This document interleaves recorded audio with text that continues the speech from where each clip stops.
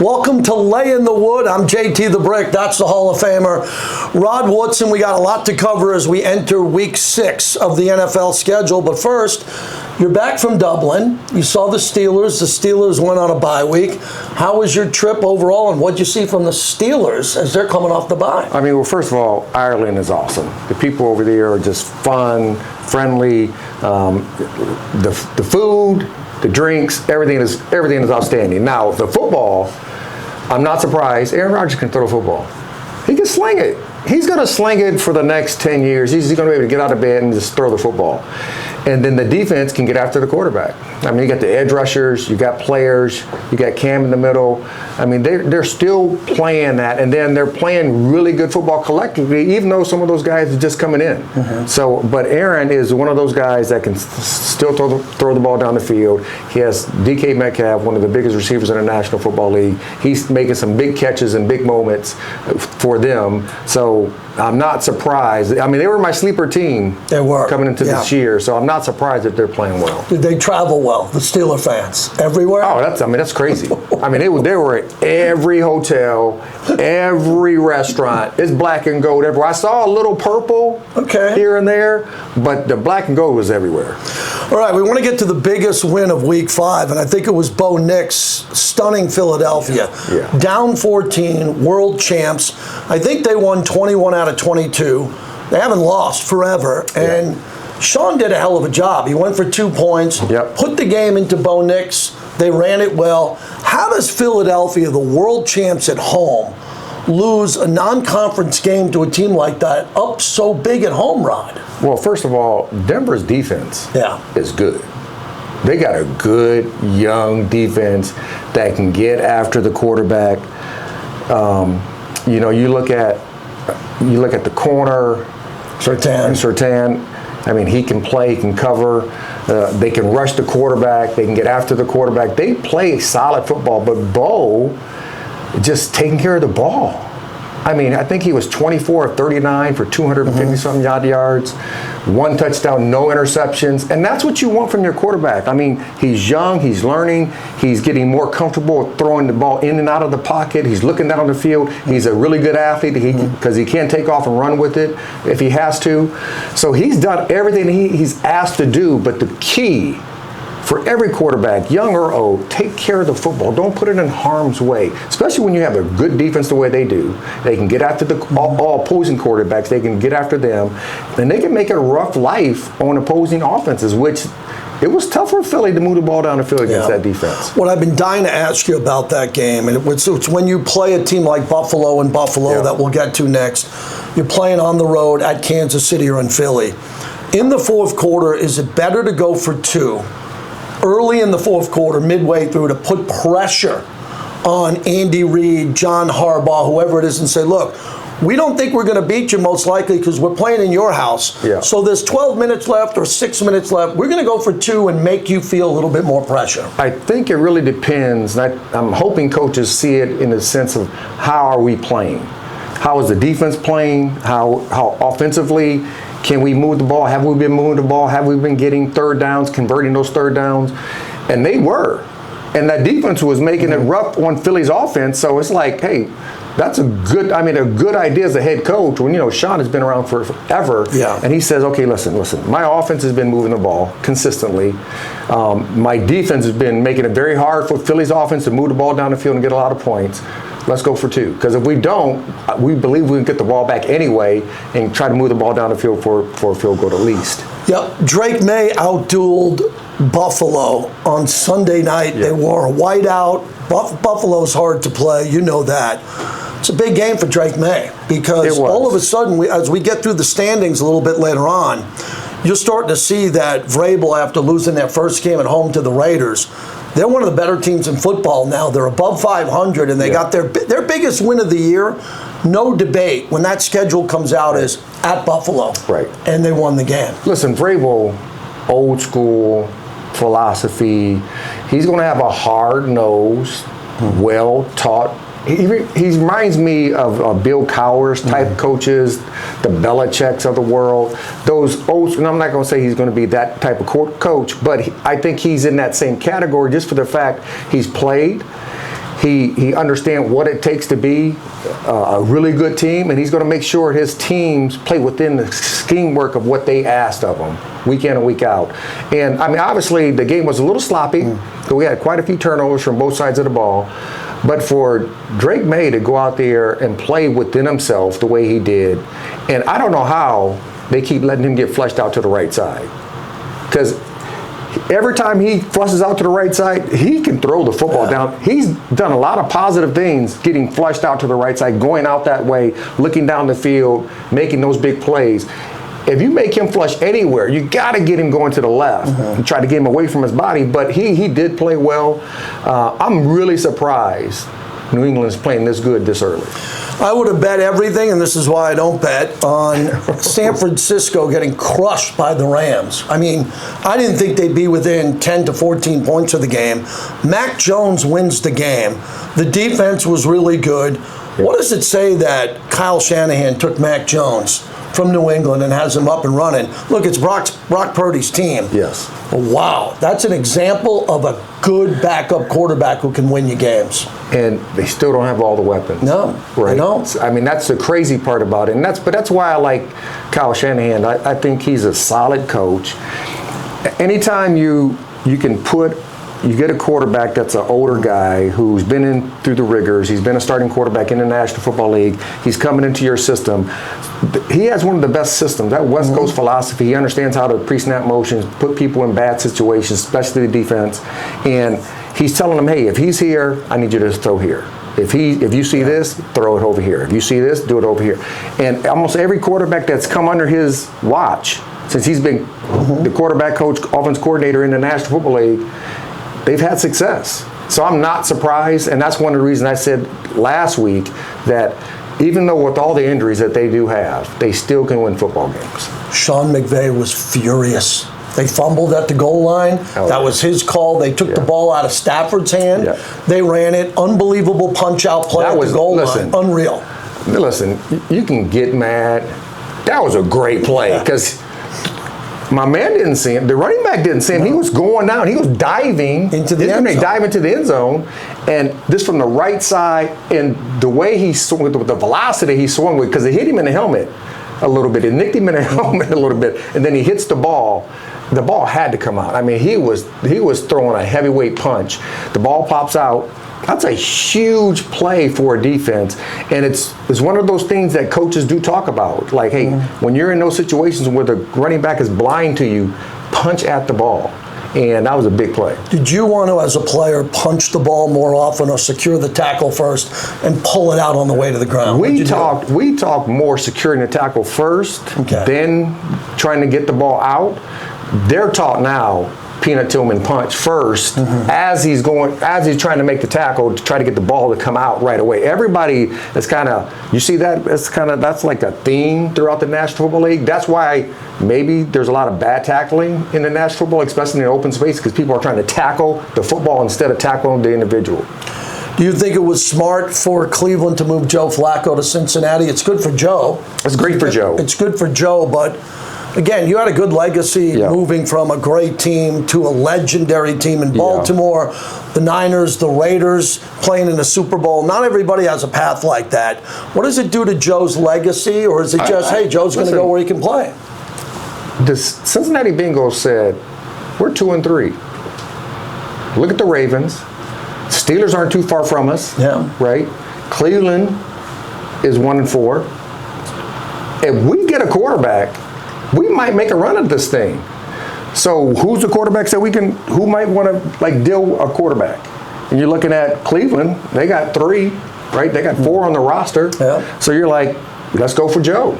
Joe still can throw the football. He can throw the deep ball. And if they can get a quarterback that can still throw the football down the field, because they got some playmakers with Chase and Higgins and all those guys going down the field, why not make the deal? And then I think it's a really good move on their part. I didn't see that one coming, but I'm not surprised, because if one thing that they needed that quarterback to be solidified the rest of this year. When we come back on Lay in the Wood, we're going to talk about the teams that are unraveling. The Jets are 0-5. Geno Smith and the Raiders. Jackson Dart takes a step back. There's a lot of teams that are really struggling heading into Week 6. Which teams need to sound the alarm? We'll get to that next on Lay in the Wood. Welcome back to Lay in the Wood. JT and Rod Woodson. Now we're going to talk about the teams that are really struggling, and there's a bunch of them. It's the Raiders, the Jets, the Giants, the Ravens, who you're working with. I'm working with the Raiders. I want to start first with the Jets and Aaron Glenn. And growing up in New York, knowing the media there, I always say the Wolves are at the door. This is not Baltimore media, Vegas media, Jacksonville media. They're keeping an eye on the Yankees and the Mets, but they're ready to pounce. And I think Aaron Glenn came in with a lot of bravado. This is different. We're going to do this. And he's 0-5. And the team's not playing well. It's not like they're close. They were close in the beginning. What do you see happening with Justin Fields and the Jets? And I just hope the players don't unravel here, because this is a good coach. Yeah, I mean, they're not losing because of Justin Field and how he's playing. He's played well. I think he's played solid football for them. He's not turned the ball over. They're struggling running the football. They can't stop anybody on defense. So that's a struggle. But I think Aaron Glenn, we have to slow down when you hire these coaches who are going to these teams who are not winning for such a long period of time and think they're going to turn it around right now. Year one. I mean, all the great coaches, the Chuck Knowles of the world, they all were struggling coaches when they first came into it, and then they just kind of built it up. We don't allow coaches to have that anymore. We don't allow them to build their own roster. And at the end of the day, is it every coach is a bad coach that goes to the Jets? Every one of them? They all can't be bad. The ownership and the general manager and the management of the Jets has to be under fire also. Now, you can't fire yourself as the owner, but you somewhere along the line, it's hurting the group. Now, what I would say about all the other teams that are losing, the players have to take it upon themselves because it's their team. Yes, the head coaches are the head coach, but you as the player, you have to take ownership of what you put out there daily. So are you doing your self-study? Are you guys defensively and offensively getting into a room by yourself with the play calling sheet on offense and defense and calling plays and say how you will go over it and how things are going to unfold? What would happen? What would you do? Because at the end of the day, when you step on the field, the coaches can't help you. So what would you do with Geno Smith? Because I'm not protective. Pete Carroll doesn't need me to protect him. I love Pete. I talk to him exclusively every week, and we know how successful and how good he's been. Now he has Geno here. And with Ashton Genty behind him, the offensive line hasn't been very good. 9 interceptions for Geno. We know he throws interceptions, but now he's making some really bad throws. What would you do to get him back on track? Settle him down. They got the Titans coming up in Week 6 here, just to get him going again and get in rhythm. I mean, the biggest thing I think when you have any quarterback that's struggling to make the positive throws, right? Rhythm throws, like tunnel screens, bubble screens, slip screens to the running back, tight end screens, things of that nature. 3 steps, 5-step drops, anything that's rhythm. So he doesn't have to. It's more so for him if you can go, you layer it. Like, so okay, I got a 3 route, I got a flat route, I got a 5, I got a 6 or 5 going to the outside, I got a 7 cut or a go on the outside. So all my vision, instead of going, my 1 is here, my 2 is over here, my 3 is over here, my 4 is over here, is my check down. That's hard for a quarterback. If you can go, my 1's here, my 2's here, my 3's here, my check down. That's a lot easier for a quarterback. So I think doing something of that nature, but also, listen, you got to help your running back and you got to help your offense by, if you want to get into 12 personnel and reduce split, what are the defense going to do? They're going to stack the box. You stack the box, you're still trying to run in it, and then you got to play action pass out of it, and then you're getting hit in the back while you're trying to play action pass. So I think maybe a little bit more spread, everything a little bit quicker to get the ball. Let him get in the rhythm, because when Geno's in rhythm, Geno's a really good quarterback in rhythm. But when he gets out of rhythm, like most quarterbacks do in the National Football League, they can struggle. So help him, quick intermediate passes, get the ball out of his hands, and let him look down the field and take a couple shots down the field. I want to follow up with one thing. Not so much Geno, but coming off Geno Smith. The 12 personnel versus 11 personnel, when you're hammering the box with that many guys, right, and you know you're going to stop the run, Ashton Genty can't get to the line of scrimmage, you're saying go wide. The Raiders have Dante Thornton who runs 4.3. They got Trey Tucker who runs 4.3. You're saying spread it out. Spread it out. Why? Just, I mean, they can't stack the box. So if I'm in 12, I got 2 tight ends right here. So now that means another safety's in the box, right? You got another backer. You're going to probably stay in your base package. You're going to stay in your base defense. So both your backers are going to be in the box. That's harder to run against. But when you go 11 personnel, and I got a receiver here, tight end here, which you can flex, right? You got another receiver over there. Everybody spread out. So now the backers got they got at least midpoint where anywhere between where the tight end is and the tackle. Right. So now you got to be out here instead of being right here. So it helps. It gives you more room, and it helps a quarterback even name, hey, look at 14, look at 51, look at 40 coming. It helps Geno kind of like slow down, or any quarterback slow down and say, I can see where the blitz might be coming from. But when they're all reduced split, if you're in 12 personnel and you reduce split everybody, now he's trying to see who's coming, who's not coming. It's tougher to do on a consistent basis in the National Football League. Spread it out.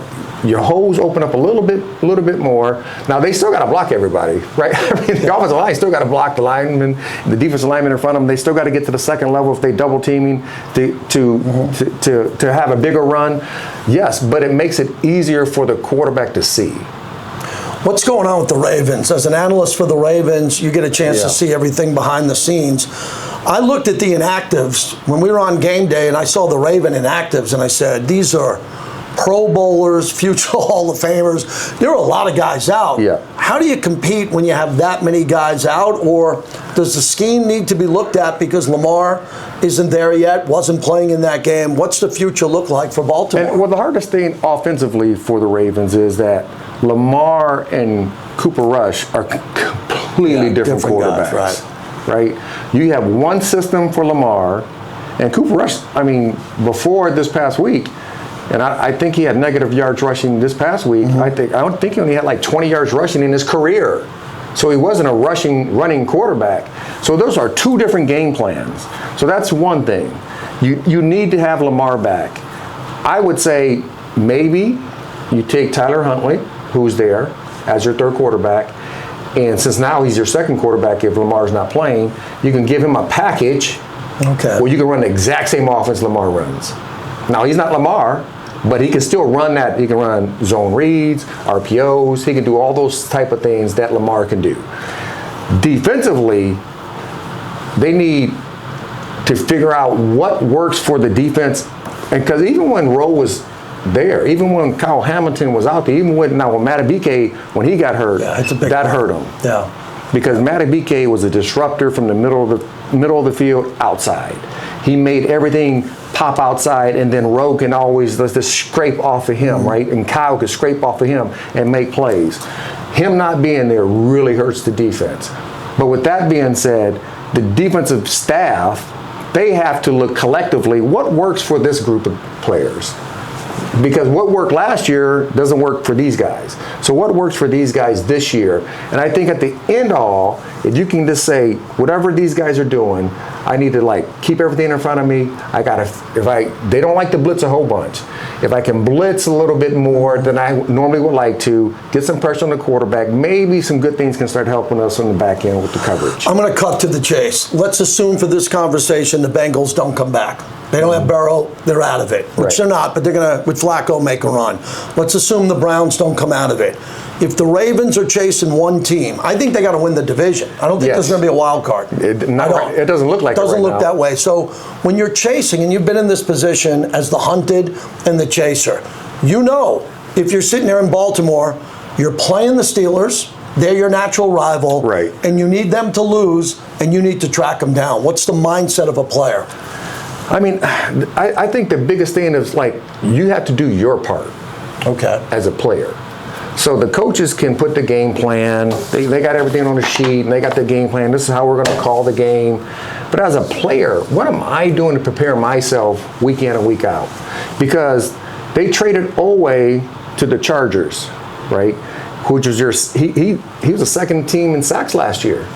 So they're saying, okay, I need to get my coverage set. That's what I'm thinking in my head. I have not talked to anybody over there, but I'm thinking, okay, I need to get, we're getting pressure, so I'm going to get rid of Oweh. I need to bring somebody in, which they brought another safety in, and they got Gardner Johnson also. He's on the practice squad. So you have two guys sitting there on the back end saying, I need to fix my coverage. And if I can fix my coverage, hopefully that'll help the pass rush. But they go hand in hand, right? But at the end of the day, I still go back to saying the same thing that I said a little bit ago. What are you doing to prepare yourself to get ready for each game? And are you self-studying? Are you doing it as a group? Are you doing it as, like, is it the linebackers, the D-line, and the secondary all coming together? Or are you doing it as a group? The linebackers over here, the DBs over here, the D-linemen over here. What are you guys doing to get better? And then that, to me, if they're starting to do that, if they do that, then I'm saying they're taking ownership and they want to get better. If they stay status quo, then I think not only should I have an issue, any Raven who ever played should have an issue, but then the coaches should have an issue, because the coaches should also say, hey, listen, we're making the calls, but you're playing. I need you guys to learn, because they were out of position quite a bit this past week. And then with that being said, they had some younger guys out there, so they're going to have some of those issues. But then week in and week out, can you get better? And I think if they can do that, because the Steelers aren't that far away. No. And it's only going to be one team coming out of the North this year. It's going to be a team that wins that division. Or I would have guessed 3 coming out of the North. At the very beginning of the year, we thought so, yes. Absolutely. When we come back, we'll wrap it up. We got a really big finish on a couple of points. Jonathan Gannon in Arizona, and how he was reprimanded for dressing down a player on the sideline. And Rod's going to tell a story about his years with the Ravens on how the players took control of their own meetings, and it led him to a Super Bowl, as we continue on Lay in the Wood. Welcome back to Lay in the Wood. A really big story coming out of Arizona. Jonathan Gannon, who verbally and physically got close to Demercado on the sideline. There's 2 topics here. Number 1, how far did the coach go? And number 2, are we in a softer society now where we're banging the coach $100,000, 6 figures? I mean, the coach apologized. Do we got to clip him for 6 figures? Yeah. I mean, I've never had a coach come in my face that close. I've gotten spat at arguments with coaches on the sideline and all that. He knew he was wrong. Yeah. I mean, he knew I shouldn't have done it. He knew he messed up. It's a great teaching tool as a head coach also, but it's a bad look as a head coach when you belittle somebody that much. And I think for the ownership of the Cardinals, do I agree with the 100,000? I don't agree with the 100,000, but I think the 100,000 was a point. Okay. Like if I say, hey, you don't do that, that's one thing. But when I take 100,000 away from your check, that says a lot more. And I think they want to make sure that they are telling everybody we don't agree with what he did. Can you galvanize a team after that if you're a coach and you apologize? You've been in team meetings. You know there's a private conversation at a team meeting. He wasn't going to do this to Calais Campbell, one of the largest men ever to play. Right. So does he have to address it, and then after he addresses it to the players, do they forgive him or not forgive? No, do they respect him more because he talks about it? Yeah, I think for when a coach does wrong, he needs to admit that he's wrong. To the players. Interesting. Because I think there's a fine line between players and respect. Like, I have much respect for coaches who take ownership when they do something wrong. Because they're going to want me to take responsibility if I do something wrong on the field. So I just think as a human being, you should admit that you did something wrong, and you should say, hey, let's move forward. I learned from it. That'll never happen again, fellas. And then that's the respect factor that you have from your coach saying, you know what, at least he admitted it, let's move on, let's go play ball. I think if you can do that, then they can still have success throughout the year. But when you start getting the friction from the coach, is not never going to say he's sorry, he didn't do anything wrong. Yeah, you did something wrong. You should have done, obviously the player did something wrong on the field.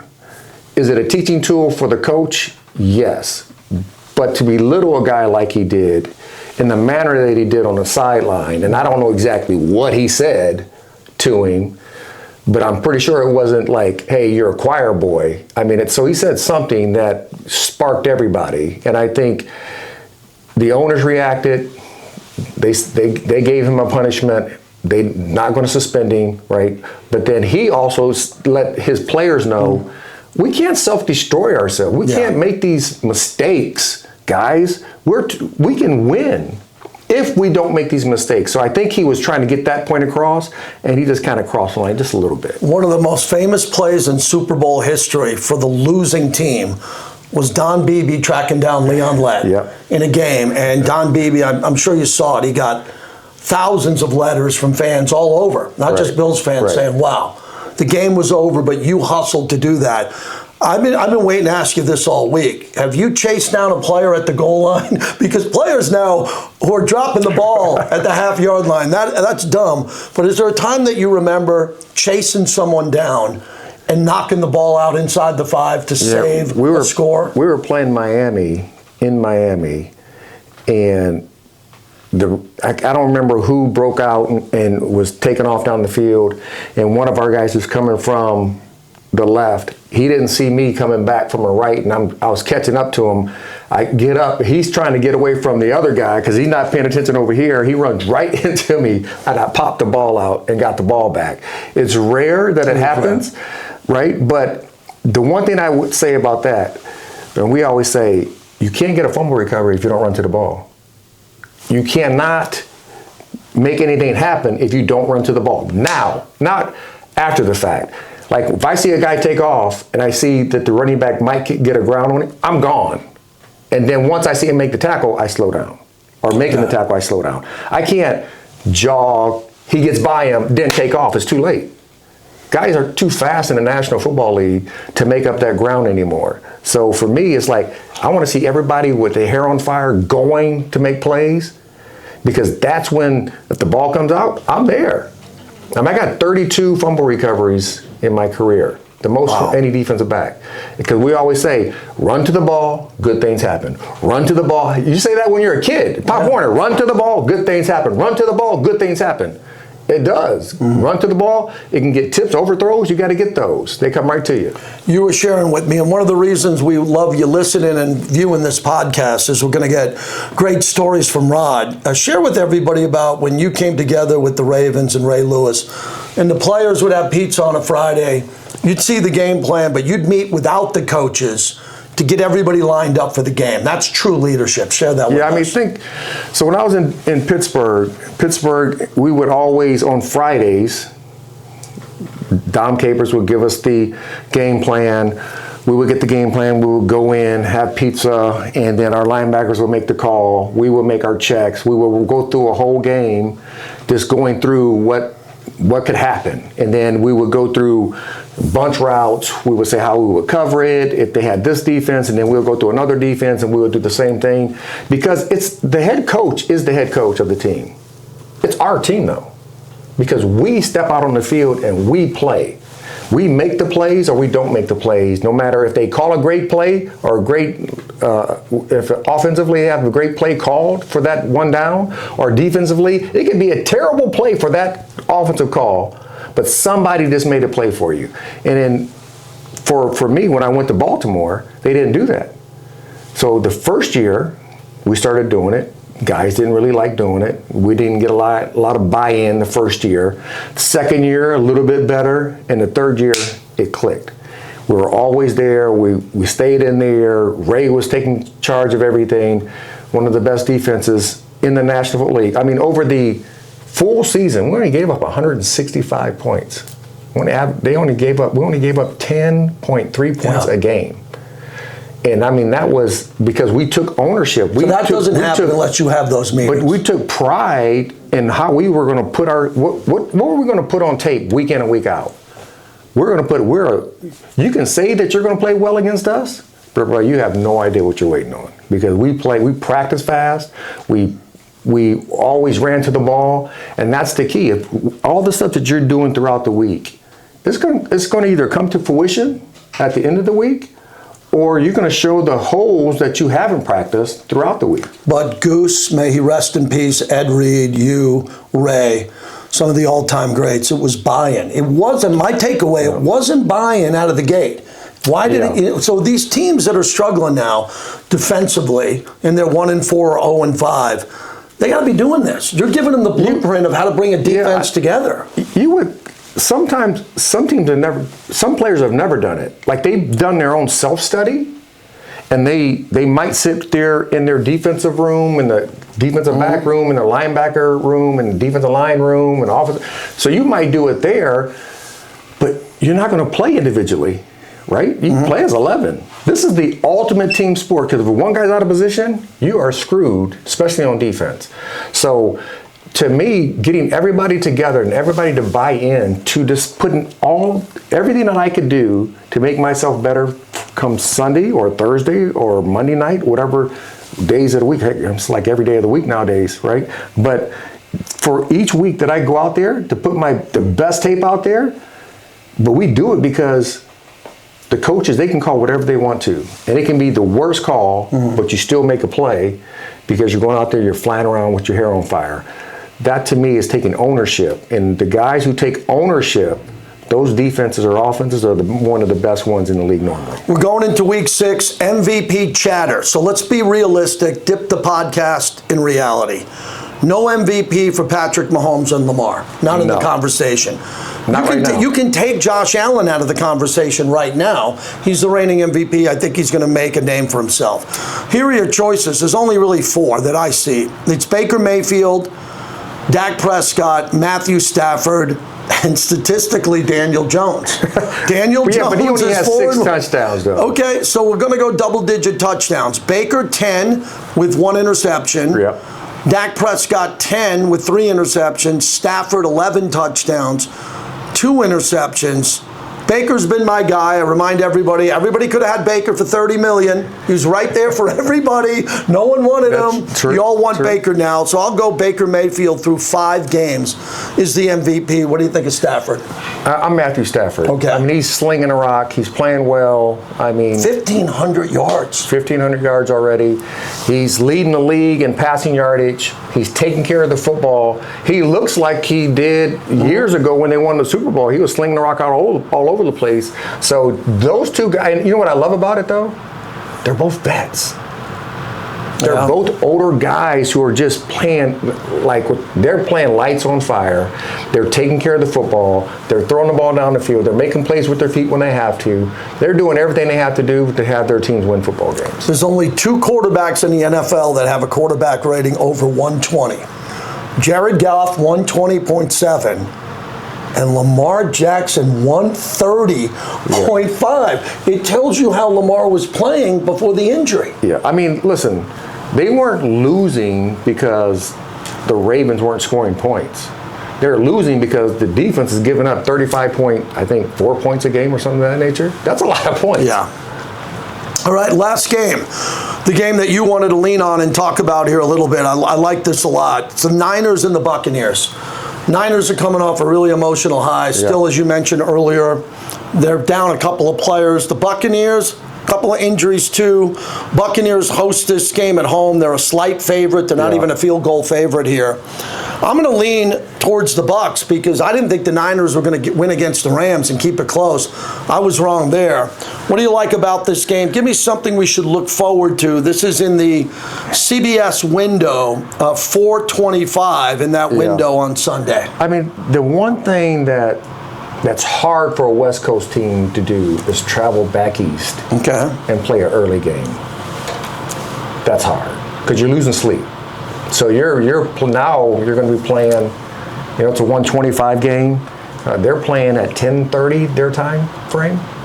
No, I think this is a Pacific time. I think it's in the late window, so we'll double check that.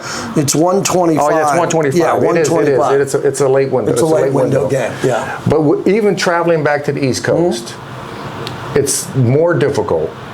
Playing in a little bit more humid, which is going to be different for playing out of California.